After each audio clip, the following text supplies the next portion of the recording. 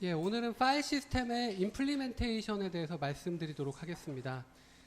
예, 지난 시간에 스토리지에다가 그 데이터를 저장하는 방법은 말씀 안 드렸고, 스토리지의 데이터를 접근하는 방법이 시퀀셜 액세스하고 랜덤 액세스가 있다. 순차적인 접근인 경우가 있고, 또 뭐 직접 접근 또는 임의적인 접근이 가능한 경우가 있다. 이런 말씀을 드렸습니다. 그래서 그 매체에 따라서 테이프 같은 매체는 순차 접근밖에 안 됩니다. 뭐 하나를 보고 나서 또 중간에 건너뛰어야겠다 그러면 이제 테이프를 감아야지만 이제 건너뛸 수가 있는 이런 상황인데, 뭐 하드디스크라든지 또는 또 최근에 많이 사용되는 플래시 메모리라든지 이러한 CD 이런 매체들은 그 어떤 내용을 보고 나서 중간에 건너뛸 부분이 있으면은 그냥 그거를 바로 건너뛰고 그 다음 부분을 볼 수 있는, 즉 직접 접근이 가능한 그런 매체라는 것이죠.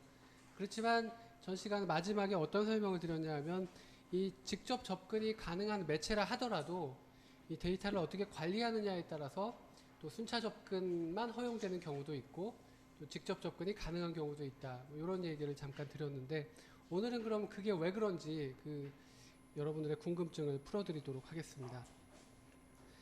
이 디스크에다가 파일의 데이터를 저장하는 방법은 여기 보시는 크게 세 가지 방법으로 나누어 볼 수가 있습니다. 파일이라는 것은 크기가 균일하지 않죠. 여러 가지 그 다른 크기를 가지고 있는데, 그런데 디스크에다가 이 파일을 저장할 때는 보통 이 동일한 크기의 그 섹터 단위로 나누어서 저장을 하고 있죠. 이제 파일 시스템이라든지 또는 디스크 외부에서 볼 때는 이 각각의 동일한 크기의 저장 단위를 우리가 논리적인 블럭이라고 부릅니다. 그리고 실제로 디스크 내부에서는 이제 각각의 섹터 단위로 이러한 그 데이터를 저장하고 있습니다. 즉 어떤 그 임의의 크기의 파일을 동일 크기의 이러한 그 블럭 단위로 나누어서 저장을 하고 있는데, 요거는 이제 메모리 관리에서 페이징 기법하고 조금 유사하겠죠. 그런데 이제 요걸 저장하는 방법도 우리가 물리적인 메모리 관리할 때 나왔던 것처럼 컨티규어스 얼로케이션, 연속 할당을 하는 방법이 있고, 또 그 외에 이제 링크드 얼로케이션이라고 링크를 둔 그 연결 할당 방법, 또 인덱스를 두는 할당 방법 이렇게 세 가지로 나누어 볼 수가 있습니다. 먼저 연속 할당 방법을 말씀드리겠습니다. 요거는 하나의 파일이 이 디스크 상에 그 연속해서 저장이 되는 방법입니다. 예를 들어서 이 블럭 두 개로 구성되는 파일은 이렇게 첫 번째 블럭하고 두 번째 블럭이 인접한 이런 블럭 번호를 가지게 그 저장이 되고, 블럭의 크기가 6개다 그러면 19번부터 들어간다고 하면 24번 블럭까지 이렇게 연속해서 들어가도록 하는 이런 방법이 연속 할당입니다. 우리가 전 시간에 디렉토리라는 파일은 그 디렉토리 밑에 있는 파일들의 메타데이터를 내용으로 한다고 말씀을 드렸습니다. 그래서 지금 어떤 디렉토리가 있는데 그 디렉토리에 이렇게 파일이 5개가 있는 거죠. 디렉토리 밑에. 그리고 이 디렉토리에는 그 파일의 메타데이터를 담고 있기 때문에 그 파일의 이름이라든지 또는 그 파일의 위치 정보 등을 디렉토리가 가지고 있겠죠. 그래서 여기 보시면 count라는 파일은 이제 연속 할당으로 그 저장을 한다고 하면은 0번 위치부터 길이가 2다 이렇게 하면 0번, 1번 이렇게 두 개 블럭에 걸쳐서 저장이 되는 거죠. 그 리스트라는 파일은 28번 블럭부터 길이가 4다 그러면 28번 블럭부터 하나, 둘, 셋, 4개의 블럭이 연속해서 할당되는 이런 방법이 컨티규어스 얼로케이션입니다. 자, 그러면 이런 그 할당 방법의 장점은 어떤 게 있고 또 단점은 어떤 게 있을까요? 우리가 이미 물리적인 메모리 관리에서도 배웠기 때문에 단점은 어느 정도 여러분들이 예측을 하실 수가 있을 텐데, 바로 그 외부 조각이 생길 수가 있다는 점이죠. 이 각각의 파일들의 길이가 균일하지 않기 때문에 중간중간에 이런 그 프리 블럭들, 내용이 들어있지 않은 이런 블럭들이 있습니다. 근데 이 블럭들의 크기가 균일하지 않고, 예를 들어서 새로운 파일이 하나 만들어지는데 예, 그 파일의 크기가 3개의 블럭으로 구성된다고 하면 이 위치에는 들어갈 수가 없겠죠. 지금 비어있는 블럭이 연속된 게 2개밖에 없는데 지금 우리가 연속 할당을 하고 있고 파일의 블럭이 3개로 구성된다고 하면 이 위치에는 못 들어가기 때문에 비어있는 공간임에도 불구하고 활용될 수 없는 공간이 발생하죠. 그게 이제 외부 조각, 즉 external fragmentation입니다. 예, 그 다음에 또 파일이라는 거는 크기가 중간중간에 바뀔 수가 있어요. 파일을 우리가 뭐 수정을 하면서 더 크기를 커지게 할 수가 있는데 그러면은 파일의 그 크기가 커질 수 있는 거에 제약이 있다는 거죠. 예를 들면 이 파일이 지금은 크기가 3개의 블럭인데 파일이 수정돼 가지고 4개 또는 5개의 블럭으로 구성되도록 할 수는 있습니다. 뒤에 비어있는 위치가 있기 때문에. 그렇지만 이 파일의 크기를 6개의 블럭으로 우리가 수정하고 싶다. 그러면 안 되겠죠. 지금 연속 할당이라는 규칙하에 뒤에 이제 빈 블럭이 2개밖에 없기 때문에. 그래서 이 연속 할당의 또 다른 문제는 파일의 크기를 키우는 데 있어서 그 제약이 있다는 겁니다. 그러면 우리가 어떤 파일이 커질 걸 대비해서 그래서 미리 이 빈 공간을 어느 정도 확보해 놓는 방법을 생각해 볼 수가 있습니다. 그래서 미리 그 파일이 지금은 길이가 3이지만 길이가 뭐 5일 거를 대비해서 5까지 커질 걸 대비해서 2개를 미리 할당해 놓는다. 뭐 그럴 수 있겠죠. 그렇지만 그렇게 하더라도 그 미리 할당된 크기만큼만 파일이 더 커질 수가 있지 더 이상 커지기는 어려울 겁니다. 그리고 만약에 이거를 그냥 빈 공간으로 내비두지 않고 미리 이 파일이 커질 걸 대비해서 이 친구한테 이렇게 그 미리 할당을 해놓으면 그거는 당장 사용되지는 않는 공간이죠. 그렇지만 커질 거에 대비해서 할당해 놓는 공간이기 때문에 그렇게 되면 이제 내부 조각이 발생하는 거죠.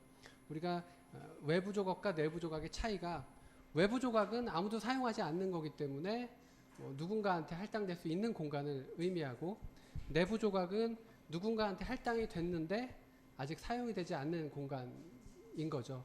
그래서 파일이 커질 걸 대비해서 미리 어느 정도의 공간을 할당해 놓으면 내부 조각에 문제가 발생하고 즉 공간의 낭비가 되는 거죠. 그 파일이 당장 사용도 안 하는데도 불구하고 미리 공간을 할당한 것이기 때문에 그래서 어쨌거나 이 연속 할당 방법은 그 파일의 크기가 균일하지 않기 때문에 중간중간에 홀이 생기는 이런 문제가 단점입니다. 그렇지만 이 방법의 장점은 바로 이 빠른 I/O가 가능하다는 점이 첫 번째 장점입니다. 특히 하드디스크 같은 매체는 우리가 다음 챕터에서 배우겠지만 대부분의 접근 시간이 이 헤드가 이동하는 시간입니다. 이 디스크 헤드가 그 바깥쪽 트랙에서 안쪽 트랙으로 이동하는 이런 시간이 거의 대부분의 접근 시간을 대변하고 있고 실제로 데이터를 읽거나 쓰는 크기는 별로 상관이 없어요. 디스크인 경우에는. 그래서 이 방법은 어떤 파일을 통째로 읽고 싶다. 그러면은 한번 시크를 해가지고 디스크 헤드가 한번 이동을 해가지고 많은 양의 데이터를 한꺼번에 받아올 수가 있다는 거죠. 즉 길이가 6인 파일이 있으면 이거는 19번 위치까지만 시크를 하면 그 다음부터는 이 6개 데이터는 더 이상의 시크가 필요 없이 읽어올 수가 있겠죠.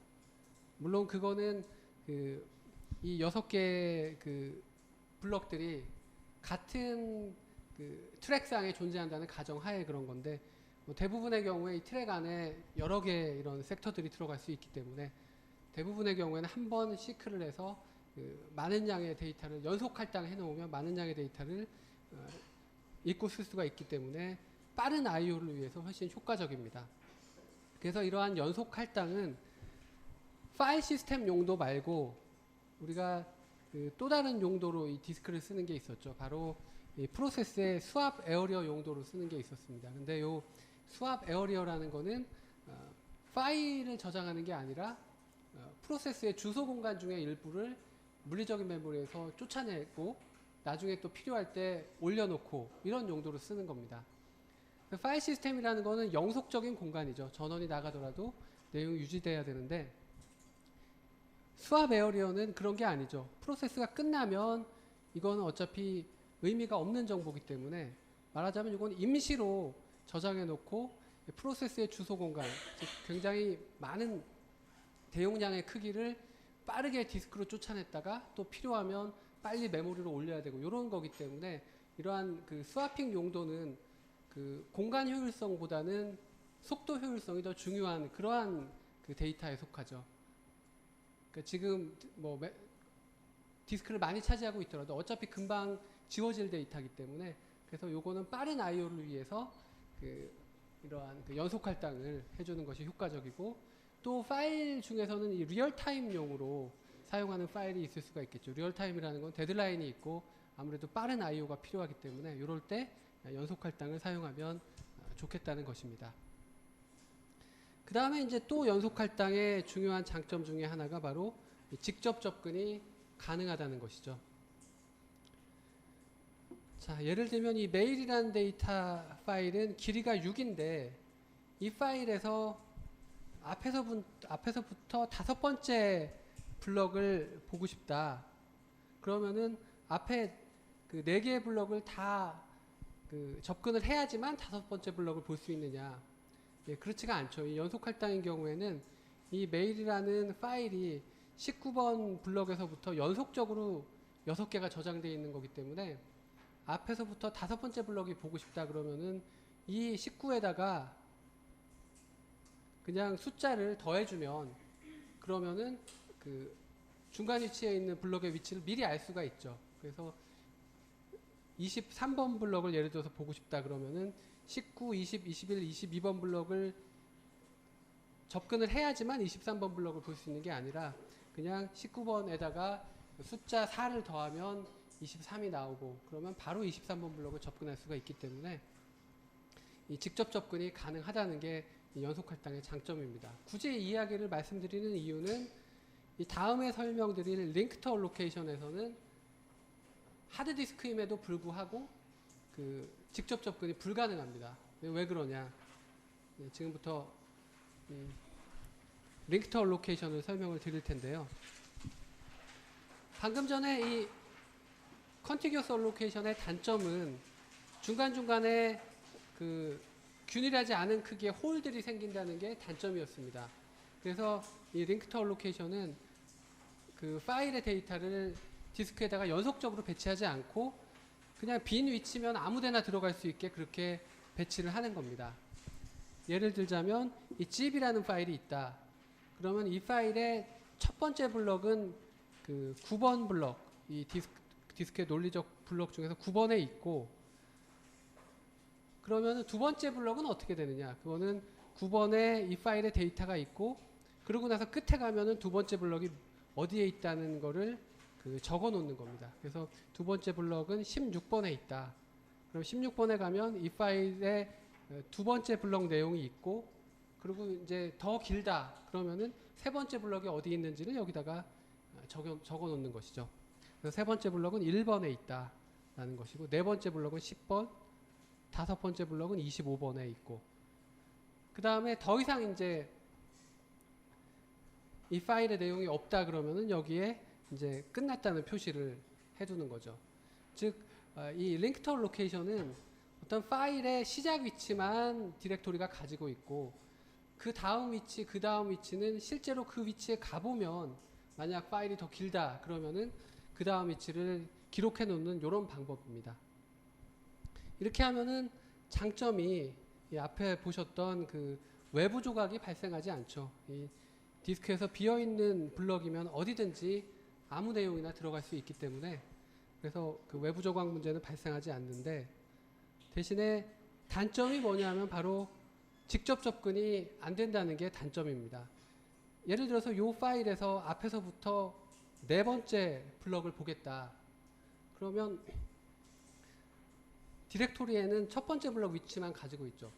네 번째 블럭을 보려면 첫 번째 그 블럭을 먼저 가봐야 됩니다. 가보면 두 번째 블럭의 위치가 어딘지 알려주고 두 번째 블럭을 가면 세 번째 블럭이 어디 있는지 알려주고 세 번째 블럭을 가면 네 번째 블럭의 위치를 알 수 있기 때문에 그래서 이 링크드 얼로케이션에서는 그 중간 위치를 보려면은 앞에 부분을 다 탐색을 해서 내용을 봐야지만 그 중간 위치를 볼 수가 있는, 즉 건너뛰는 게 불가능하다는 것이죠. 이 디스크라는 매체는 직접 접근이 가능한 매체이지만 여기다가 파일을 관리하는 방법을 이런 링크드 얼로케이션을 쓰게 되면 직접 접근이 안 되고 중간중간에 내용을 다 접근해야지만 원하는 위치를 갈 수가 있기 때문에, 그래서 이제 이 직접 접근이 불가능하고 그 순차 접근만 가능한 그런 것이라는 거죠. 근데 이 위치가 이제 여기저기 떨어져 있게 되면 이 각각의 경우에 디스크의 헤드가 이동을 해야 되죠. 시크를 해서 여기로 왔다가 또 내용을 보고, 또 다음 위치가 멀리 떨어져 있으면 시크를 해서 멀리 이동하고, 이렇기 때문에 순차 접근에 의한 그 시간이 많이 든다는 게 또 이 방법의 장점이 아니라 단점이라는 것입니다. 그 다음에 이제 릴라이어빌리티 문제도 있습니다. 뭐냐면 이 디스크의 섹터들이 간혹 배드 섹터가 나거나 이럴 수가 있는데, 여기서 이 파일을 구성하는 그런 그 섹터의 개수가 뭐 한 1000개 된다. 그런데 중간에 하나가 배드 섹터가 나면 그 다음 위치는 모조리 다 접근이 불가능한 상태가 되죠. 그래서 하나의 섹터가 배드 섹터가 나버리면 포인터가 상당히 많이 유실돼서 그 뒷부분을 완전히 다 놓치는 이러한 그 릴라이어빌리티와 관련된 문제가 생길 수 있다는 것도 단점이 되겠습니다. 그 다음에 요거는 이제 굉장히 프랙티컬한 문제인데, 보통 이 디스크에서 하나의 섹터는 512바이트로 구성이 됩니다. 그리고 또 그 이 디스크 바깥쪽 말씀드리자면 컴퓨터에서 디스크를 접근할 때 그 디스크에 어떤 데이터를 저장하라는 그 단위가 512바이트의 배수로 구성이 됩니다. 근데 512바이트의 배수를 디스크에다 저장하라고 요청을 하는데, 하나의 섹터의 512바이트에서 다음 위치를 가리키는 포인터를 위해서 4바이트가 그 소요가 된다면 실제로 데이터를 저장할 수 있는 위치는 512 빼기 4바이트가 되겠죠.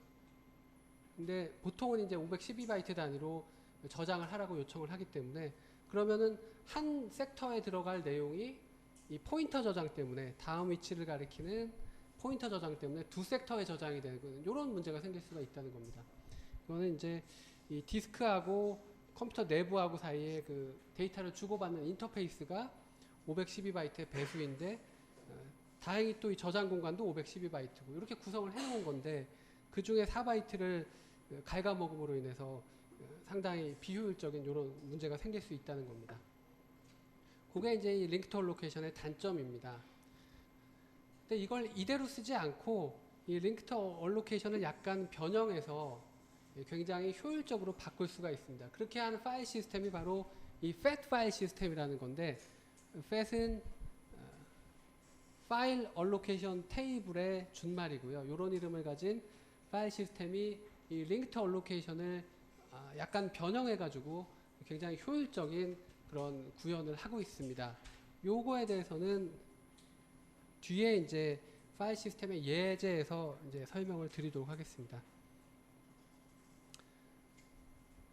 그 다음에 이 세 가지 할당 방법 중에서 인덱스드 얼로케이션에 대해서 설명을 드리겠습니다. 예, 인덱스드 얼로케이션에서는 직접 접근이 가능하게 하기 위해서 여기서처럼 그 중간 위치를 보려면은 하나하나 따라가야 되는 그런 문제를 해결하기 위해서 그 디렉토리에 이 파일의 위치 정보를 바로 저장하는 게 아니라 먼저 이 인덱스를 갖다가 가리키게 해놓습니다. 즉, 이 디렉토리가 가지고 있는 이 블럭이 인덱스 블럭이기 때문에, 인덱스 블럭이라는 거는 실제 이 파일의 내용을 담고 있는 게 아니라 이 파일이 어디 저장이 되어 있다는 그러한 그 위치 정보를 이 블럭 하나에다가 쭉 열거해 놓는 그런 방식이라는 거죠. 즉, 이 zip이라는 파일은 그 하나, 둘, 셋, 넷, 다섯, 여섯이 아니고 하나, 둘, 셋, 넷, 5개. 예, 총 5개의 블럭으로 구성이 되고, 첫 번째 블럭이 9번이고 두 번째 블럭이 16번이고 해가지고 다섯 번째 블럭이 25다라는 거를 이 인덱스 블럭 안에다가 내용으로 적어 놓는 겁니다. 예, 이렇게 되면 이 파일에서 앞에서부터 네 번째 블럭을 보고 싶다. 그러면은 9번, 16번, 1번 블럭을 통과해야지만 이 네 번째 블럭을 볼 수 있는 게 아니라 인덱스 블럭만 우리가 살펴보면 그러면 앞에서부터 네 번째 블럭은 10이구나. 그래가지고 네 번째 블럭을 바로 접근할 수가 있죠. 즉 중간 위치를 보기 위해서 앞에서부터 다 따라가야 되는 게 아니라 바로 건너뛰어서 직접 접근이 가능하다는 게 요 인덱스 블럭의 장점이면서 또 앞에 순차 접근에서 생겼던 중간중간에 홀이 생기는 이런 문제도 해결이 되는 거죠. 비어있는 위치면 어디든지 우리가 활용이 가능한 겁니다. 그래서 외부 조각이 생기지 않으면서 직접 접근이 가능한 게 이 인덱스드 얼로케이션의 장점입니다. 물론 약간의 단점이 있습니다. 뭐냐 하면 아무리 작은 파일이라 하더라도 블럭이 두 개가 필요하죠. 인덱스를 위한 블럭이 하나 필요하고 실제 데이터를 저장하기 위한 블럭이 하나 필요합니다. 그래서 파일이 굉장히 작은 경우에 공간 낭비가 있다라는 겁니다.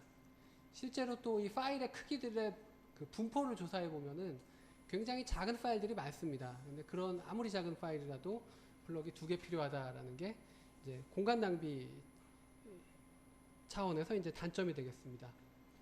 또 한 가지는 작은 파일이 아니라 굉장히 큰 파일의 경우에 하나의 인덱스 블럭으로 그 파일의 그 블럭 위치들을 다 표현을 못 한다는 거죠. 어차피 이 블럭 하나가 512바이트면 뭐 4바이트 포인터다 그러면 들어갈 수 있는 개수가 한정되어 있습니다. 그래서 굉장히 큰 파일의 경우에는 인덱스 블럭 하나로 표시를 할 수가 없기 때문에 그래서 요거를 해결하는 방법은 그 링크드 스킴이나 멀티레벨 인덱스를 사용하면 된다는 거죠. 이 링크드 스킴이라는 거는 여기 있는 이 인덱스 블럭에 실제 이 파일의 위치가 어딘지를 쭉 적다가 끝까지 갔는데 파일의 크기를 다 커버 못하겠다. 그러면 마지막에다가 실제 이 파일의 위치가 아니라 또 다른 인덱스 블럭을 가리키게 해놓는 거죠.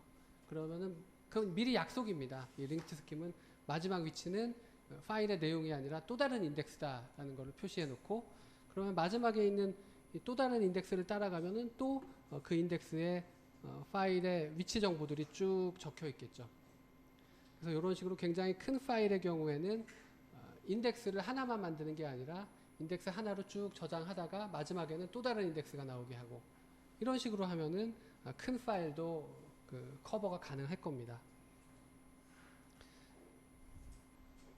예, 또는 멀티레벨 인덱스를 사용할 수도 있겠죠. 여기 하나의 그 인덱스 블럭이 직접 파일의 위치를 가리키는 게 아니라 요게 또 다른 인덱스를 가리키기 위해서 우리가 그 2단계 페이지 테이블 쓰듯이 인덱스가 그 실제 데이터 위치를 바로 가리키는 게 아니라 두 번 거쳐야지만 가리키게 된다거나 이런 식으로 하면은 뭐 굉장히 큰 파일을 표현할 수가 있고 뭐 그렇지만 또 인덱스를 위한 공간 낭비가 있다는 게 뭐 이런 방법의 단점이 될 겁니다.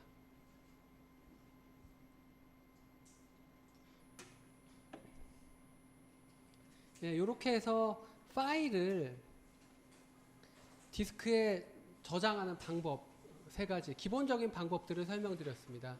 이 방법들은 우리가 그 이론적으로 이러이러한 그 할당이 가능하다라는 설명을 드린 것이고 지금 말씀드릴 내용은 실제 파일 시스템에서 그러면은 어떤 할당 방법을 어떻게 쓰는가 또 어떻게 변형해서 사용하는가 그 부분을 말씀을 드리도록 하겠습니다. 먼저 첫 번째는 그 유닉스의 파일 시스템입니다. 유닉스라는 게 굉장히 역사가 오래됐고 지금 설명드리는 이 파일 시스템 구조는 가장 기본적인 파일 시스템 구조입니다. 유닉스나 리눅스의 파일 시스템이 이런 기본적인 파일 시스템에서 점점 발전해서 패스트 파일 시스템이라는 게 나오고 또 ext2, ext3, ext4 등 굉장히 많은 파일 시스템들이 발전을 해왔어요. 그래서 그런 것들은 이 기본 구조를 좀 더 효율적으로 어떻게 더 잘 저장할 수 있을지 또 어떻게 더 효율적으로 시간을 줄여서 할지 뭐 이런 것들이 발전을 해왔는데 여기서는 기본적인 설명을 드리는 겁니다. 여기 보시면 하나의 그 논리적인 디스크가 있죠. 또는 뭐 파티션이라고 부르죠. 여기다가 우리가 파일 시스템을 설치를 해 놓은 겁니다. 유닉스의 파일 시스템이고, 유닉스의 파일 시스템은 그 저장되는 구조가 크게 이렇게 네 가지로 구성이 됩니다. 제일 앞부분에 부트 블럭이 있고, 두 번째 슈퍼 블럭이 있고, 세 번째 아이노드 리스트라는 게 있고, 그 다음에 네 번째로 데이터 블럭이라는 게 있습니다. 이러한 그 네 가지가 순서대로 저장이 되는데, 그 중에서 이 첫 번째 나와 있는 부트 블럭은 그 유닉스 파일 시스템만 제일 앞에 부트 블럭이 나오는 것이 아니라 어떤 파일 시스템이든 부트 블럭이 항상 제일 앞에 나옵니다. 요거는 약속입니다. 왜냐하면 그 컴퓨터에 어떤 파일 시스템이 설치되어 있는지 모르는데 컴퓨터 전원을 켜면 부팅을 해야겠죠. 그럼 어디 있는 데이터를 그 메모리로 올려서 부팅을 할 수 있느냐? 어떤 파일 시스템을 쓰든 간에 항상 0번 블럭을 메모리에 올리면 요게 바로 부트스트랩 로더라고 해서 부팅을 하기 위해서 필요한 기본 정보가 이 0번 블럭에 항상 저장이 되어 있습니다. 그래서 요거를 올려놓고 이 친구가 시키는 대로 하면 그러면은 이 파일 시스템에서 운영체제의 커널의 위치가 어딘지를 찾아서 그거를 메모리에 올려서 이제 정상적인 부팅이 다 이루어지도록 하는 그런 역할을 하는 게 이 0번인 부트 블럭이라는 거죠. 다음에 소개해드릴 이 FAT 파일 시스템에서도 역시 0번 블럭에는 보시는 것처럼 부트 블럭이 저장되는 것을 확인할 수가 있습니다.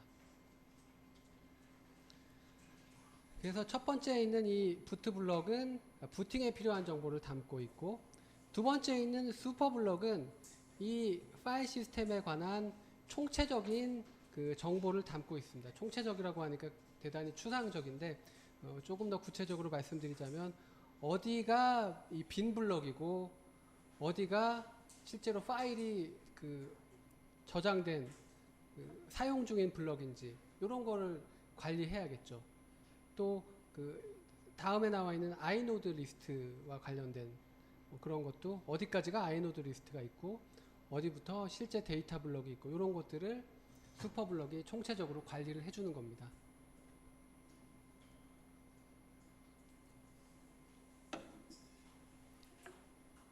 우리가 파일의 메타데이터가 지금까지 어디 저장된다고 배웠죠? 예, 파일의 메타데이터는 그 파일을 가지고 있는 디렉토리에 가면은 그 파일의 메타데이터가 기록되어 있다. 이렇게 배웠습니다. 그런데 실제 파일 시스템의 구현에서는 디렉토리가 메타데이터를 다 가지고 있지는 않아요. 특히 이 유닉스의 파일 시스템의 경우에는 디렉토리는 지극히 일부분만 가지고 있고 실제 파일의 메타데이터들은 별도의 위치에다가 빼서 보관을 하고 있는데 그 위치가 바로 아이노드 리스트라는 부분입니다. 여기 보시면 그 아이노드라는 게 이제 뭐 인덱스 노드인데요. 아이노드라고 하는 것들이 이 빨간색으로 표시된 것처럼 이렇게 하나씩 저장될 수 있는 위치가 있고 이 빨간색으로 표시된 아이노드 하나가 바로 파일 하나당 아이노드가 하나씩 할당이 되는 겁니다. 그리고 이 아이노드는 그 파일의 메타데이터를 가지고 있는 그런 구조입니다. 여기 보시면 메타데이터는 파일의 소유주라든지 뭐 접근 권한, 최종 수정된 시각, 위치 정보 이런 것들을 가지고 있죠. 그래서 여러 가지 메타데이터가 있지만 우리는 이제 위치 정보를 좀 더 그 집중해서 설명을 드릴 겁니다. 근데 이 유닉스 파일 시스템에서 파일의 메타데이터를 전부 아이노드가 가지고 있는 건 아니고 딱 한 가지 파일의 이름은 디렉토리가 가지고 있습니다. 즉 디렉토리에 가면은 그 디렉토리 밑에 있는 파일의 메타데이터가 저장되어 있다라고 말씀을 드렸는데 그 메타데이터 중에 파일의 이름은 디렉토리가 직접 가지고 있고 나머지 메타데이터들은 아이노드에 저장이 되어 있기 때문에 이 디렉토리에 가면 아이노드 번호를 이 파일에 대한 거를 가지고 있는 거죠. 그래서 아이노드 10번이다 그러면 이 파일의 나머지 메타데이터들은 이 아이노드 리스트에서 하나, 둘, 셋, 넷, 다섯, 여섯, 일곱, 여덟, 아홉, 10번째 가면 10번 아이노드에 그 파일의 메타데이터가 저장이 된다는 것이죠. 이게 이제 유닉스 파일 시스템의 가장 핵심적이고 기본적인 구조입니다. iNode라는 게 있다. 그러면 그 파일의 위치 정보는 어떻게 저장하고 있느냐? 이 유닉스 파일 시스템은 기본적으로 그 인덱스 얼로케이션을 변형해서 사용하고 있습니다.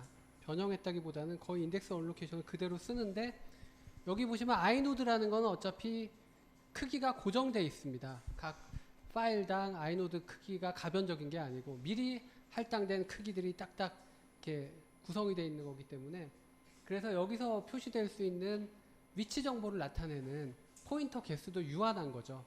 그렇지만 굉장히 큰 파일을 표현할 수 있어야 됩니다.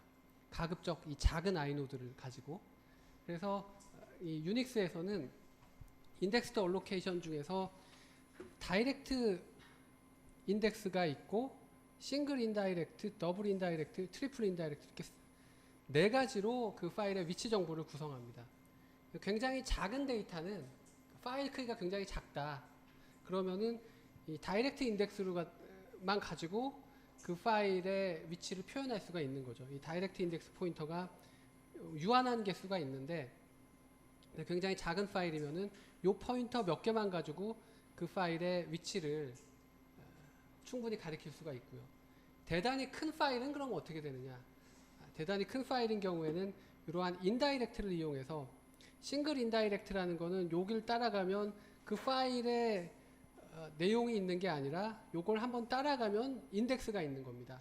인덱스 블럭이 여기 어딘가 있고, 그 인덱스 블럭에는 포인터가 또 여러 개 들어갈 수가 있죠.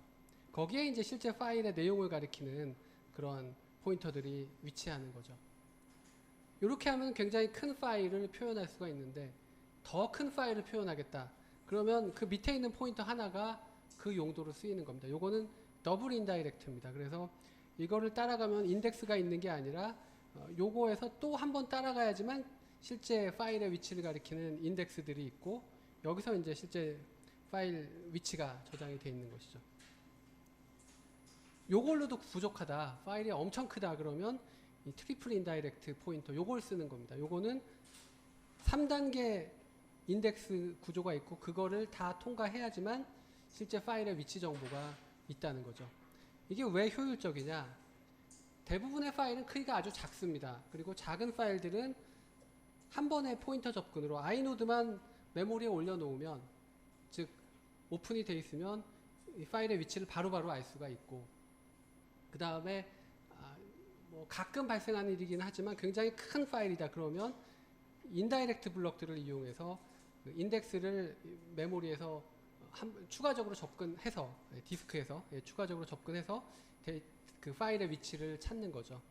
이런 식으로 해서 실제로 여러분들이 계산을 해보시면 굉장히 큰 파일을 이 한정된 크기의 iNode로 지원할 수 있다는 것을 확인하실 수가 있습니다. 그래서 요약을 해드리자면, 유닉스에서는 부트 블럭, 슈퍼 블럭, iNode 리스트, 데이터 블럭으로 이제 이 디스크를 관리하고 있고, 그 중에 파일의 메타데이터는 iNode에다가 별도로 관리를 한다. 요거를 이제 알아두시면 되겠습니다. 그 다음에 또 다른 파일 시스템인 이 FAT 파일 시스템에 대해서 말씀을 드리겠습니다. 이 FAT 파일 시스템은 처음에 마이크로소프트사가 MS-DOS를 만들었을 때 처음 만든 파일 시스템이고, 그리고 최근에도 이제 윈도우즈 계열에서는 FAT 파일 시스템을 일부 사용하는 경우가 있고, 또 그 모바일 기기 같은 데서도 사용을 하는 경우가 있습니다. 이 FAT 파일 시스템은 구조가 부트 블럭이 있고, FAT이 있고, 그 다음에 루트 디렉토리가 있고, 데이터 블럭이 있고, 이런 구조로 되어 있습니다. 부트 블럭은 어떤 파일 시스템이든 마찬가지로 부팅과 관련된 정보를 담고 있는 것이고, 그 다음에 이 FAT 파일 시스템에서는 파일의 메타데이터 중에 일부를 이 FAT이라는 곳에 보관하고 있습니다. 근데 메타데이터 중에서 일부라는 게 대부분이 아니고 지극히 제한적인 위치 정보, 그 위치 정보만 FAT에다가 따로 빼놓고 있고, 나머지 메타데이터는 그냥 디렉토리가 가지고 있습니다.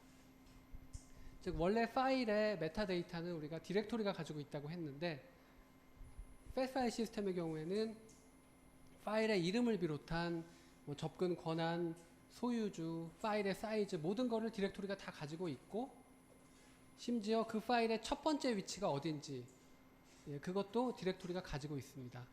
그래서 첫 번째 위치가 217번 블럭이다. 그러면 217번에 가면 그 파일의 첫 번째 내용이 있겠죠. 그러면 아까 링크드 얼로케이션에서는 첫 번째 블럭이 끝날 때 이 파일의 크기가 크다 그러면은 두 번째 블럭의 위치를 저장하고 있다고 그랬죠. 근데 그럼으로 인해서 생기는 문제가 몇 가지 있었습니다. 중간에 배드 섹터가 나면 뒤에 거를 다 찾을 수가 없는 것도 문제였고, 또 약간의 크기가 줄어듦으로 인해서 이 512바이트 이 섹터를 다 활용할 수 없는 것도 문제였고, 이런 식의 문제가 있었는데 이 스페시파이 시스템은 그래서 어떤 식으로 그걸 해결하느냐 하면 이 217번 블럭의 그 다음 블럭이 뭔지를 여기나 또는 여기다가 담고 있는 게 아니라 fet이라는 별도의 테이블에 별도의 배열에다가 담고 있는 겁니다. 그래서 여기는 이 배열의 크기가 어떻게 되느냐 하면 fet이라는 테이블의 배열의 크기는 여기 이 디스크가 관리하는 데이터 블럭의 개수만큼, 여기 n개의 블럭이 있다. 그러면 이 배열의 크기가 n개가 되는 겁니다. 그리고 그 배열에는 숫자를 하나 담을 수 있는데 그 숫자는 그 블럭의 다음 블럭이 어딘지 그걸 담고 있는 겁니다. 즉 여기 있는 숫자는 이 블럭이 어떤 파일에 속한 블럭이라거나 또는 비어있는 블럭이라거나 이런 건 상관없어요. 그냥 무슨 의미인지는 모르겠지만 그 블럭의 다음 블럭을 여기다 번호로 저장을 해놓는 겁니다. 그래서 지금 요 파일의 경우에는 첫 번째 블럭이 217번이었죠. 그래서 217번에 가면 그 블럭의 내용이 있고, 두 번째 블럭은 그럼 어떻게 찾아야 되느냐? fet을 보는 겁니다. fet에서 217번 엔트리를 가면 618이라고 써져 있다. 아, 그러면 이 파일의 두 번째 블럭은 618번 블럭에 있구나. 그걸 안다는 거죠. 그럼 이 파일의 세 번째 블럭은 어디 있느냐를 찾아야겠다. 그러면 또 이 fet에 618번 엔트리를 가보는 겁니다. 그랬더니 339라고 써져 있죠. 그럼 이 파일의 세 번째 블럭은 339번이구나 라는 걸 아는 거죠. 네 번째 블럭이 있는지 또 339번 엔트리에 가봤더니 이번에는 이제 이 파일이 끝났다는 그 약속된 번호가 숫자가 적혀 있어요. 그러면은 아, 이 파일은 339번으로 끝나고 더 이상의 내용은 없구나 라는 걸 알 수 있다는 거죠. 요거는 그 링크드 얼로케이션을 활용한 건데, 그런데 다음 위치를 찾기 위해서 실제 이 블럭을 접근해야 되는 게 아니라 바로 fet만 확인해 보면 그 파일의 다음 위치가 어디 있는지를 알 수가 있다는 것이죠. 그래서 이 fet 파일 시스템의 또 다른 장점은 직접 접근이 가능하다는 겁니다. 우리가 아까 그 링크드 얼로케이션에서는 항상 이 파일의 뭐 중간 위치를 보려면, 예를 들어서 네 번째 블럭을 보려면 첫 번째, 두 번째, 세 번째 블럭을 디스크 헤드가 이동해서 따라가야지만 네 번째 블럭을 볼 수가 있었죠.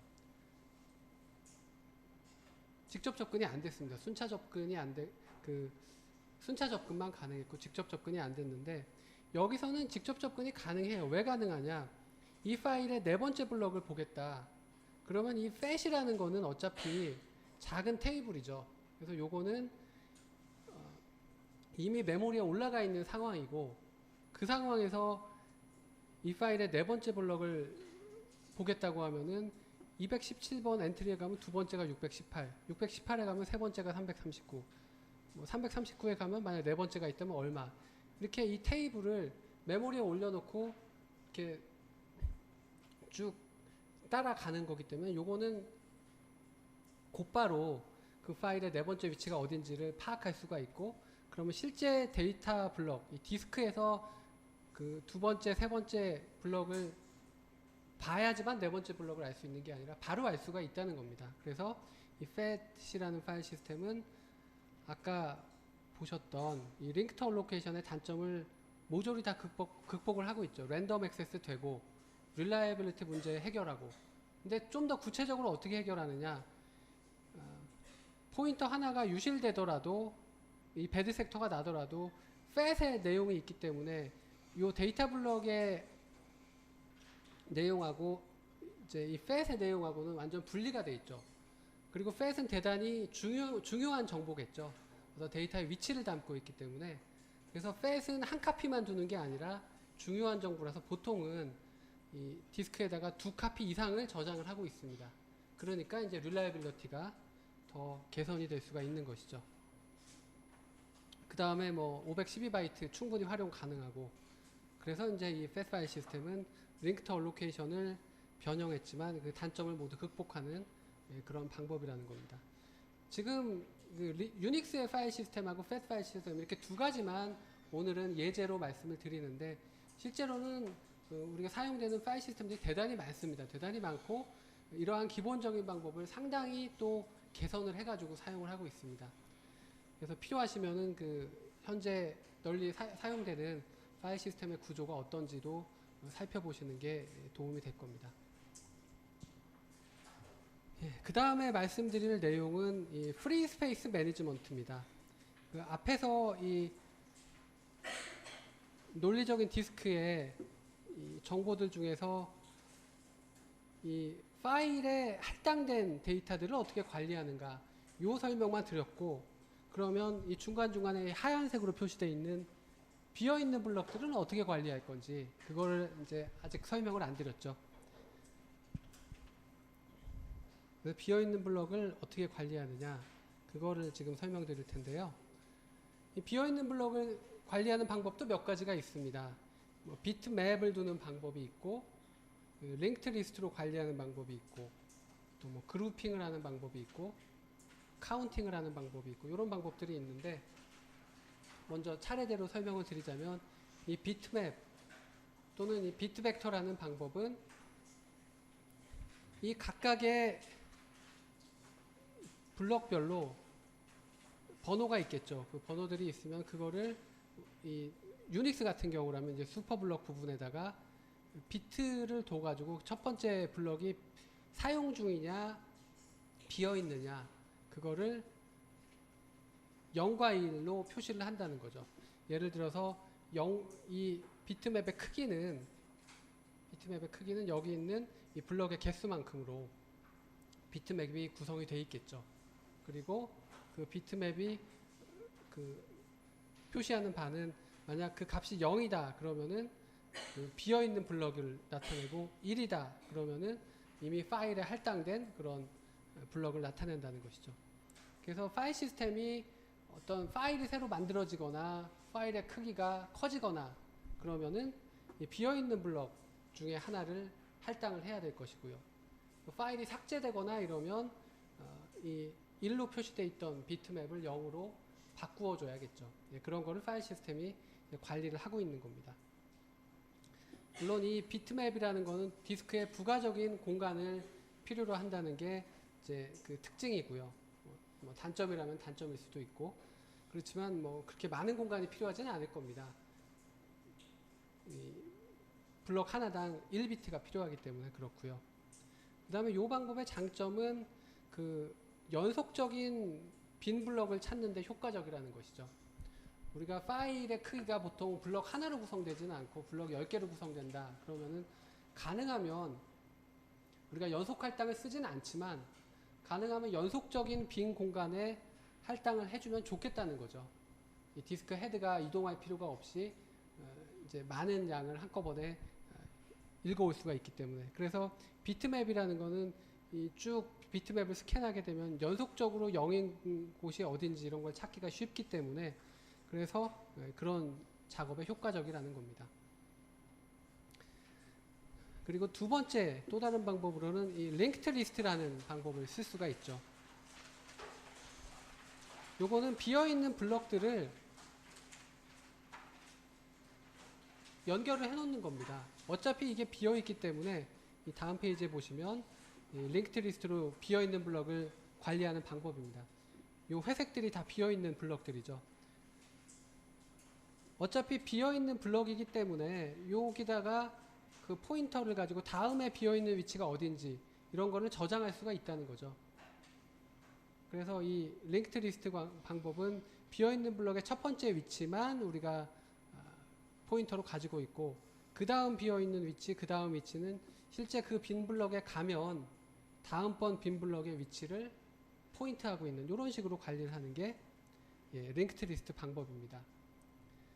물론 이 비트맵에 비해서 추가적인 공간 낭비가 없다는 것은 장점일 겁니다. 그렇지만 이 연속적인 빈 공간을 찾기는 좀 어렵겠죠. 이거를 실제로 빈 위치들을 다 디스크 헤드가 시크를 해가지고 어딘지를 다 따라가 봐서 연속적인 거를 찾겠다고 하면 이거는 상당히 비효율적이기 때문에, 그래서 뭐 이론적으로는 이런 방법이 있다. 그렇지만 실제로는 뭐 쓰기가 쉽지는 않을 겁니다. 이런 그 연속적인 가용 공간을 찾고자 한다면 이 링크드 리스트를 쓰기는 쉽지가 않을 겁니다. 그 다음에 이거는 이제 앞에서 배웠던 이 링크드 얼로케이션을 비슷하게 바꾼 거고, 인덱스드 얼로케이션 같은 거를 프리 블럭을, 빈 블럭을 관리하는 데도 활용할 수가 있죠. 그게 이제 뭐 그룹핑 방법이 그런 예입니다. 그래서 처음에 이 빈 위치에는 어차피 비어 있으니까 우리가 이걸 아무렇게나 쓸 수가 있죠. 이 비어 있는 위치가 인덱스 역할을 해서, 그래서 첫 번째 빈 위치에 가면은 비어 있는 블럭들의 포인터들이 쭉 이렇게 저장이 돼 있고, 그래서 비어 있는 것들을 가리키고 있고, 마지막 블럭에 가면은 이제 또 더 비어 있는 블럭들이 많이 있다 그러면 또 인덱스가 저장이 돼 있고, 그래서 인덱스의 앞에서부터 n-1개는 빈 블럭을 가리키고 마지막 포인터는 또 다른 인덱스를 가리키고, 이런 식으로 해서 인덱스 형식으로 그룹핑을 해가지고 그 빈 블럭의 위치를 가리키게 할 수가 있는 것이죠. 비어있는 블럭을 한꺼번에 찾기에는 요 링크드 리스트보다는 효율적이지만, 그래도 요거가 이제 그 연속적인 빈 블럭을 찾기에 그렇게 썩 효과적이지는 않을 겁니다. 그래서 연속적인 빈 블럭을 찾기에 효과적인 방법으로 이 다음에 나와 있는 카운팅 방법을 사용을 할 수가 있습니다. 자, 이 방법은 이제 연속적인 빈 블럭을 표시하기 위해서 빈 블럭의 첫 번째 위치하고 그 다음에 거기서부터 몇 개가 빈 블럭인지를 이렇게 쌍으로 관리를 한다는 것이죠. 그래서 이런 식으로 그냥 포인터만 빈 블럭을 가리키기만 하는 게 아니라 빈 블럭의 위치를 가리키고 거기서부터 몇 개가 비어 있다, 이런 식으로 이제 관리를 하게 되면, 우리가 연속적으로 뭐 5개 빈 블럭을 찾고 싶다 그러면은 이 프리 블럭의 개수를 가리키는 요 필드가 5 이상이 되는 걸 찾으면 되겠죠. 그래서 이제 그런 거를 활용하기에는 또 이런 방법을 사용할 수가 있다라는 겁니다. 이렇게 해서 빈 블럭을 어떻게 관리하느냐, 요거에 대한 설명을 드렸고요.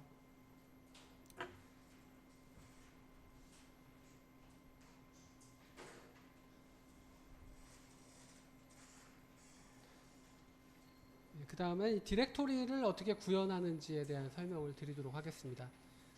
디렉토리라는 거는 그 디렉토리 밑에 있는 파일의 메타데이터를 관리하는 그러한 그 특별한 파일이죠.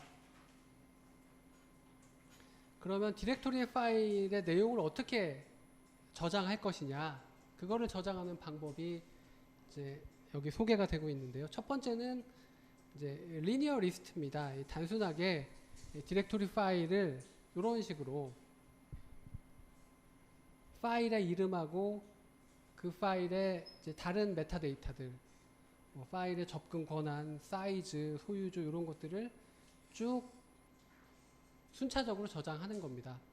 그리고 이 메타데이터는 크기가 가변적인 게 아니라 크기를 고정시켜 놓는 겁니다. 파일 이름은 몇 바이트를 쓰고, 그 다음에 나머지 메타데이터, 뭐 접근 권한은 뭐 예를 들면 9비트를 쓰고, 파일의 그 사이즈는 뭐 몇 바이트를 쓰고, 이런 식으로 딱 크기를 고정을 시켜서 이런 식으로 관리를 한다는 거죠. 그러면 파일에 대한, 아니죠, 그 디렉토리에 대한 연산이 주어져 있을 때 그 디렉토리 밑에 어떤 파일이 있는지 찾아라, 이런 연산을 주게 되면은 파일 이름의 필드가 어떤 그 단위로 구성되어 있는지를 알기 때문에 여기가 파일의 이름이 시작되는 위치, 그 다음에 몇 바이트가 지나면 또 여기부터 시작되는 위치, 이런 식으로 돼 있기 때문에 파일의 이름이 어떤 거가 있는지를 찾아라 그러면 이거를 쭉 찾아보면 된다는 거죠. 순차적으로. 뭐 이런 식으로 해서 그냥 리니어 리스트 형태로 저장을 하는 방법이 있는데, 그런데 구현은 간단하지만 우리가 어떤 연산에 대해서 시간이 많이 필요하죠. 예를 들면 그 특정 파일이 있는지를 찾으라고 할 때 다 검색을 해봐야 되니까 상당히 비효율적이라는 겁니다. 그래서 사용할 수 있는 디렉토리 구현 방법이 이 다음에 나와 있는 해시 테이블 방식이라는 겁니다. 이 해시 테이블 방식은 파일의 이름을 그냥 여기다 저장하는 게 아니라 우리가 해시 함수를 적용을 해요. 우리가 해시 함수라는 거는 어떤 인풋 값이 주어지더라도 해시 함수를 적용하면 그 해시 함수의 결과 값이 어떤 특정 범위 안의 숫자로 그 한정이 되죠. 예를 들면 해시 함수를 뭐 10으로 나누는 나머지 연산을 쓰겠다 그러면 0부터 9 사이의 값이 나오고 이런 것처럼 해시 함수를 적용하면 그 특정 범위 안으로 값이 나옵니다. 파일의 이름이라는 것도 우리가 해시 함수를 적용할 수가 있죠. 예를 들어서 해시 함수 f를 적용했을 때 그 파일의 이름에 대한 해시 결과 값이 1부터 n 사이의 값이 나오도록 할 수가 있겠죠. 이제 이 경우에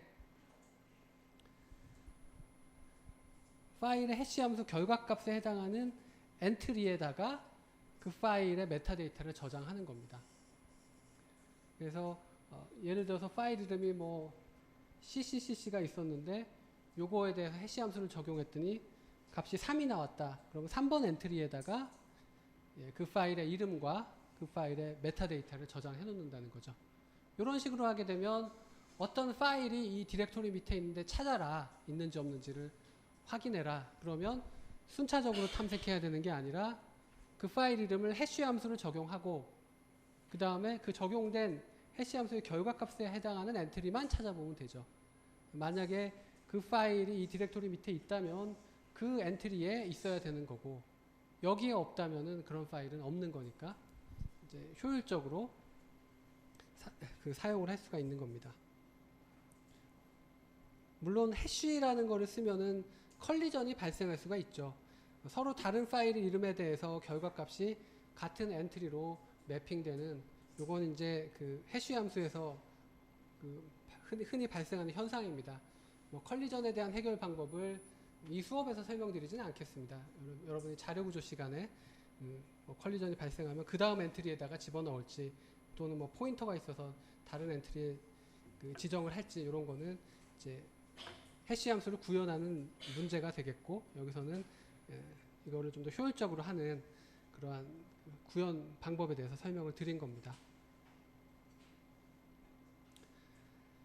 그 다음에 이 디렉토리에다가 파일의 메타데이터를 직접 보관할 수도 있지만 아까 유닉스나 또는 팻의 구현에서 보셨지만 메타데이터를 전부 디렉토리가 가지고 있는 게 아니라 일부는 직접 가지고 있고 일부는 파일 시스템에서 다른 곳에 별도로 보관을 하고 있었죠. 유닉스 파일 시스템의 경우에는 아이노드라는 곳에 대부분의 메타데이터를 가지고 있었고 팻 파일 시스템에서는 그 팻이라는 곳에 파일의 그 다음 위치 정보 이런 것들을 가지고 있었습니다. 그래서 메타데이터를 보관하는 방법에 대한 설명을 드렸고요. 그 다음에는 그 긴 파일 이름을 지원하는 방식에 대해서 설명을 드릴 겁니다. 우리가 아까 이 디렉토리가 파일의 메타데이터를 저장할 때 파일 이름 길이에 해당하는 게 어떤 파일은 이름이 길고 어떤 거는 짧고 이러면은 위치가 막 들쭉날쭉이 될 수가 있겠죠. 그렇게 구현하지는 않고 항상 이 엔트리 크기는 고정시켜서 우리가 뭔가를 검색하겠다 그러면은 어딘지 막 찾고 이런 게 아니라 딱딱 그 위치만 찾아보면 되도록 이렇게 당연히 구현을 해야겠죠. 근데 대부분의 메타데이터들은 길이가 한정되어 있습니다. 파일의 접근 권한이라는 거는 예를 들면 9비트면 되고 파일의 그 last modified time 최종 수정 시각이다 그러면 시간을 표시하는 몇 바이트면 되는데 문제는 이 파일 이름이라는 거죠. 파일 이름을 우리가 특정 바이트 수로 물론 제한할 수도 있어요. 파일 이름은 몇 바이트로 제한한다. 이 파일 시스템은. 그렇지만 그렇게 하는 것도 또 비효율적이기 때문에 굉장히 긴 이름의 파일을 지원해 줘야 될 텐데, 그런데 요 엔트리의 크기는 고정되어 있고, 그래서 이 긴 이름의 파일을 어떻게 지원할 것인지 그거에 대해서 지금 설명을 드릴 텐데요. 여기 이제 그 어떻게 지원을 하는지 그 설명이 되어 있습니다. 이 파일 이름에 해당하는 필드를 무작정 길게 하는 게 아니라 어느 정도 길이로 한정을 해놓고, 그 다음에 실제로 파일 이름이 대단히 길다 그러면은 그 앞부분은 여기다가 쭉 저장을 하다가 길어서 이 엔트리 수를 벗어난다 그러면은 이제 포인터를 둬서 이 디렉토리 파일에서 맨 끝에서부터 파일 이름이 거꾸로 이렇게 저장되도록 이렇게 하는 겁니다. 예를 들어서 파일 이름이 AAABB다. 근데 저장할 수 있는 거는 3글자까지만 저장이 되고, 이게 4글자까지 저장이 되는데 이제 한 글자는 포인터 위치 정보를 활용을 하고, 그러면 AAA 하고 더 제일 밑에 가면 BB 하고 이제 파일 이름이 끝났다는 거죠. 짧은 파일 이름인 경우에는 그냥 여기다 저장하고 끝나는 거고요. 또 CCAA다. 긴 이름의 파일이라서 CCA까지만 저장하고 여기 다 저장이 안 되면 그 다음 위치를 이 포인터가 가리키고 있고, 그 아직 미처 다 기록하지 못한 파일 이름 부분을 여기다가 적고 또 파일 이름이 끝났다는 표시로 이렇게 저장해 주면 된다는 거죠. 이렇게 해서 긴 이름의 파일을 이 디렉토리에서 어떻게 지원하는지 그거에 대한 설명을 드렸습니다. 이렇게 해서 파일 시스템에 대한 일반적인 구현에 대한 설명을 마치고요. 그 다음에는 이 VFS하고 NFS가 뭔지 설명을 드리겠습니다. VFS는 이 버추얼 파일 시스템의 준말입니다.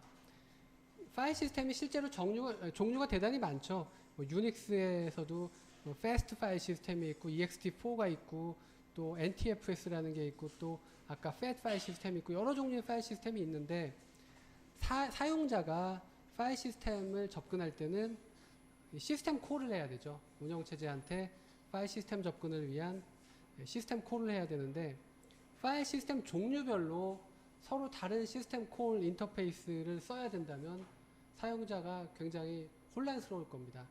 그래서 보통은 어떤 파일 시스템이 실제로 사용되든 상관없이 이 개별 파일 시스템 윗계층에 VFS라는 인터페이스를 하나 두고 있습니다. 버추얼 파일 시스템 인터페이스라는 거죠. 그래서 사용자가 파일 시스템을 접근할 때는 개별 파일 시스템 종류하고 상관없이 이 VFS 인터페이스를 사용하는 겁니다. 그래서 다양한 파일 시스템들이 있지만 사용자 입장에서는 동일한 API, 동일한 시스템 콜 인터페이스를 통해서 이 파일 시스템들을 접근할 수 있게 해주는 그 계층이 바로 그 VFS 계층이라는 겁니다.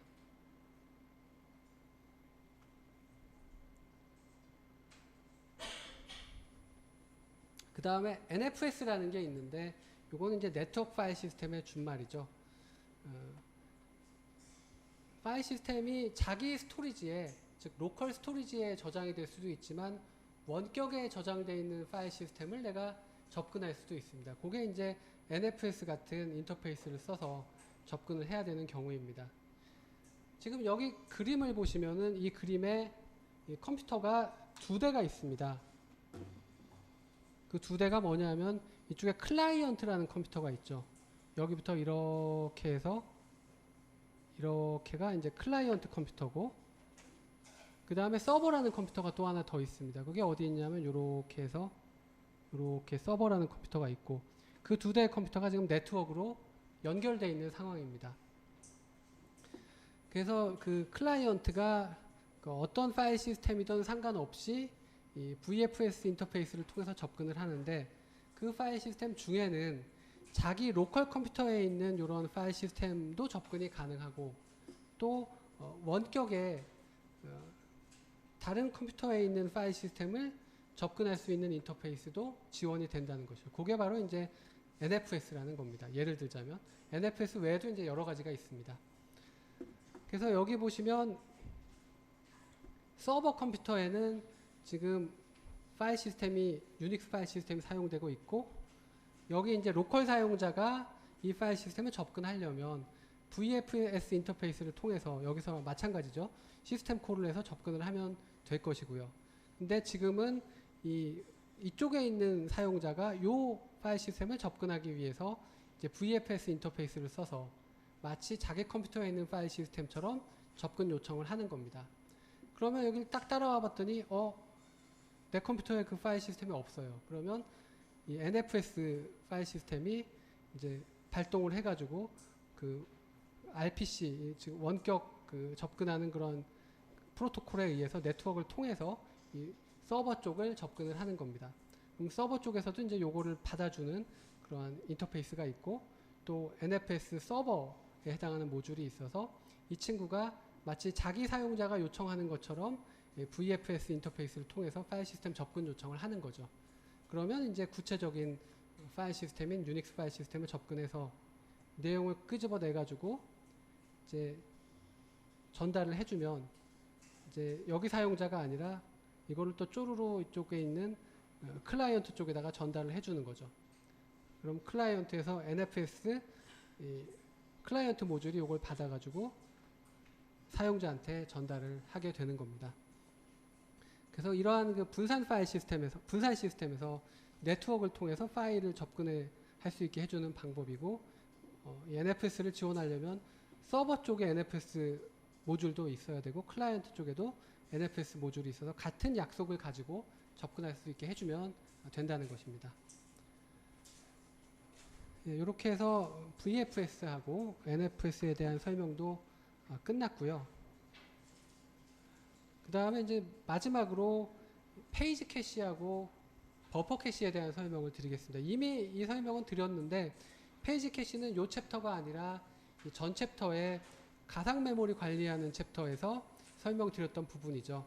그거를 이제 우리가 페이징 시스템에서 사용하는 그 페이지들을, 특히 물리적인 메모리에 있는 이 페이지 프레임들을 우리가 페이지 캐시라고 부르는 겁니다. 왜냐하면 스왑 에어리어 백킹 스토어보다 빠르죠, 물리적인 메모리 페이지 프레임은.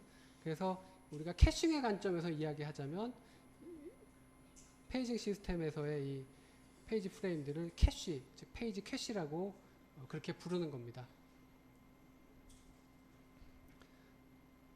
거기에 비해서 버퍼 캐시라는 거는, 요것도 이제 파일 시스템 들어와서 전 시간에 설명을 드렸죠. 요거는 어떤 그 파일의 데이터를 사용자가 요청했을 때 그거를 디스크에서 읽어가지고 사용자한테만 전달해주고 끝나는 게 아니라, 운영체제가 읽어온 내용을 자기의 그 영역 중 일부에다가 저장을 해놓고, 그리고 똑같은 파일 데이터를 다른 친구가 또는 뭐 같은 친구가 나중에 요청을 하게 되면 디스크까지 가는 게 아니라 이 버퍼 캐시에서 바로 읽어다 주는 그런 게 이제 버퍼 캐시라는 거죠. 그래서 이거는 버추얼 메모리 시스템 관점에서는 페이지 캐시라고 부르고, 파일 시스템 관점에서 쓰는 거는 버퍼 캐시라고 부르고, 이 두 개를 관리하는 방법도 조금 달랐죠. 페이지 캐시는 운영체제한테 주어지는 정보가 지극히 제한적이었습니다. 이 캐시 히트가 나면, 즉 이미 메모리에 존재하는 데이터에 대해서는 하드웨어적인 주소 변환만 하기 때문에 정확한 그 접근 시간이라든지 이런 정보를 알 수가 없어서 클락 알고리즘 같은 걸 사용을 했었고요. 반면에 버퍼 캐시는 이미 그 파일 데이터가 메모리에 올라와 있든 아니면 디스크에 있든 간에 어차피 파일을 접근할 때는 시스템 콜을 해야 되기 때문에 CPU 제어권이 운영체제한테 넘어오고, 그러면 그 파일에 대한 요청이 언제 일어났는지를 어떤 경우에도 알 수가 있고, 캐시 히트가 나든 미스가 나든 알 수가 있고, 그래서 그 정보를 이용해서 LRU 알고리즘 같은 거를 사용을 할 수 있다라고 말씀을 드렸습니다.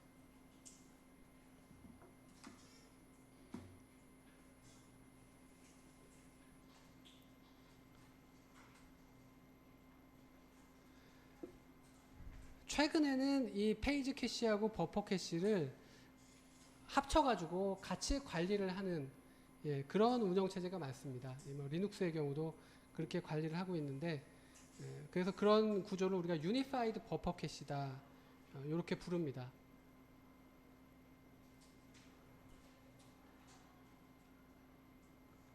그래서 이 유니파이드 버퍼 캐시로 합쳐져 있다는 거가 그 버퍼 캐시도 페이지 단위로 관리를 한다. 이렇게 알아두시면 되고요. 그리고 이 운영 체제에서 이런 그 페이지 프레임들, 물리적인 메모리를 관리하는 그 루틴에 페이지 캐시랑 버퍼 캐시를 이제 같이 관리를 한다라는 게 이제 요 이야기지. 뭐 합쳐졌다고 해서 그 여기서는 이제 뭐 관리할 수 있는 방법이 다르고 뭐 그런 건 아닙니다. 최근에는 이제 합쳐서 관리를 하는 추세에 있고, 그 다음에 우리가 그 파일 입출력을 하는 방법 중에서 그 버퍼 캐시를 이용하는, 즉 리드나 라이트 시스템 콜을 이용해서 파일을 접근하는 방법이 있고, 메모리 맵드 IO를 이용해서 파일을 접근하는 방법이 있습니다. 이 메모리 맵드 IO라는 거는 파일을 접근할 때 그 원래는 파일 접근하려면 어떻게 해야 됐나요? 그 파일을 오픈한 다음에 그 다음에 리드 시스템 콜이나 라이트 시스템 콜을 통해서 파일을 접근했죠. 근데 그런 방법을 안 쓰고 이 메모리 맵드 IO라는 거는 파일의 일정 부분을 이 메모리에다가 그 프로세스의 메모리 영역에다가 매핑을 시켜놓고 쓰는 겁니다. 그래서 이렇게 매핑을 해놓고 나면 그 다음부터는 리드나 라이트 시스템 콜을 하는 게 아니라 메모리에다가 읽고 쓰는, 마치 우리가 인티저 A에서 메모리에다가 변수를 잡아가지고 그 데이터를 읽고 쓰는 것처럼 하는데, 실제로는 그게 파일에다가 데이터를 읽고 쓰는 효과가 나게 하는 그런 방법이 바로 메모리 맵드 IO라는 겁니다. 그래서 요 그림은 물리적인 메모리죠. 커널 영역이 있고 사용자 메모리 영역이 있었죠. 그래서 사용자 영역은 페이지 단위로 필요한 데이터가 올라오고 내려가고 이런 식으로 관리가 됐었고, 원래는 커널 메모리 영역에 이 버퍼 캐시가 존재했었죠. 그래서 어떤 파일의 내용을 읽어와라 그러면은 이거를 버퍼 캐시에 먼저 가져온 다음에 사용자한테 전달해주고 이런 식으로 관리가 됐습니다. 페이지는 보통 4KB 단위이고 이 블럭 하나는 512바이트로 구성이 되죠. 근데 최근에는 이제 이 페이지 캐시하고 버퍼 캐시가 합쳐졌기 때문에 버퍼 캐시에서도 이 4KB, 즉 페이지 크기로 이 블럭들을 관리를 하고 있습니다. 그게 이제 유니파이드 버퍼 캐시의 특징이고, 그 다음에 이 가상 메모리 기법에서 쓰는 이 수압 영역은 빠르게 데이터를 내려놓고 올리고 해야 되기 때문에 이제 여러 개의 블럭을 모아서 4KB 단위로 올려놓거나 내려놓거나 이런 식으로 하는 게 기본이고, 더 크게 4KB 페이지 하나가 아니라 뭐 여러 개의 페이지를 한꺼번에 올리고 내리고 이런 식으로도 합니다. 이 속도 효율성을 위해서 그렇게 해주는 것이죠.